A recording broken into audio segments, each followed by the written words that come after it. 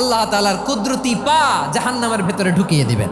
জাহান্নামের সবচাইতে হালকা আযাব হলো ওই ব্যক্তির আযাব যার পায়ে দুটো জাহান্নামের আগুনের জুতা পুড়িয়ে দেয়া হবে। ওই আগুনের উত্তাপে তার মাথার মগজগুলো ভাতের মারের মতো টপ টপ টপ টপ করে বেয়ে বেয়ে পড়বে। এইটা যদি সবচেয়ে লাইট পানিশমেন্ট হয়, সবচেয়ে হালকা পাতলা সহনীয় আযাব যদি হয়, তাহলে ভয়ঙ্কর তোমার আযাবের কি অবস্থা হবে? জাহান্নামের অবস্থা এত ভয়ঙ্কর হবে, জাহান্নামের ভেতরে লক্ষ লক্ষ কোটি কোটি কাফির মুশরিককে দেওয়ার পরেও জাহান্নাম বলবে হালমিম মাজিদ, আরো আছে নাকি, আরো দাও, আমার ক্ষুধা নিবারণ হয় নাই। জাহান্নামে তো উত্তপ্ত হবে, জ্বলন্ত হবে, ভয়ঙ্কর হবে। জাহান্নামের এক অংশ আরেক অংশকে খেয়ে ফেলবে। আল্লাহু আকবার।